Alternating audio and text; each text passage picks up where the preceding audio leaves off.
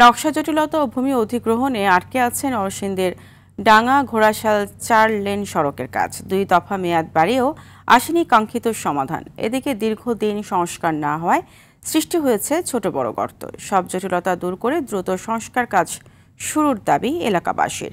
নরসিংদী থেকে নূরে আলম রনির পাঠানো তথ্যচিত্রে বিস্তারিত জানাচ্ছেন সাকিব আল হাসান।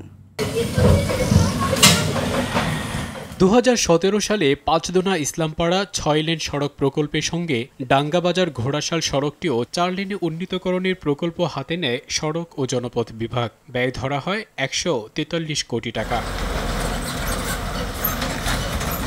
পাঁচদোনা ইসলামপাড়া সড়কটির কাজ শেষ হলেও ৮ বছরেও শেষ হয়নি ডাঙ্গাবাজার ঘোড়াশাল ৮.৫ কিলোমিটার সড়কটির কাজ। রাস্তা ভাই অনেক খারাপ, ওই রোড চলার মতন না, অনেক খারাপ রাস্তা করে কাইতে ঘুরে জায়গা রাস্তাঘাট কোনো মেরামত করে না। আজকে ১৭ বছর ধরে এই রাস্তায় গাড়ি চালাইতেছে। টিপ নিয়ে আসতে মনে চায় না, মনে করেন যেরকম গাড়ির সমস্যা এরকম শরীরের সমস্যা। প্রথম পর্যায়ে প্রকল্পের মেয়াদ ধরা হয় ২০২০ সাল পর্যন্ত। নকশায় ত্রুটি ও ভূমি অধিগ্রহণ জটিলতায় শেষ হয় দ্বিতীয় মেয়াদও। তৃতীয় মেয়াদে এর সময় নির্ধারণ হয়েছে ২০২৬ সাল পর্যন্ত।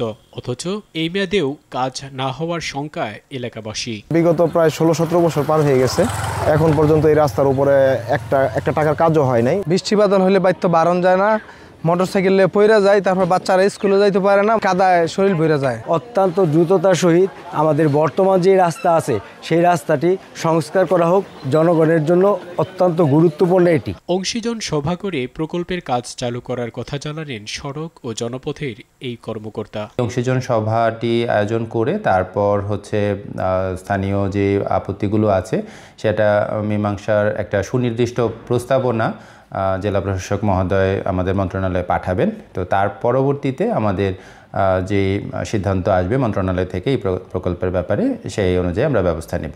এখন আর ৪ লেন নয়, জনভোগান্তি বিবেচনা করে দ্রুত সড়কটি সংস্কারের উদ্যোগ চান এলাকাবাসী। সাকিব আল হাসান, RTV।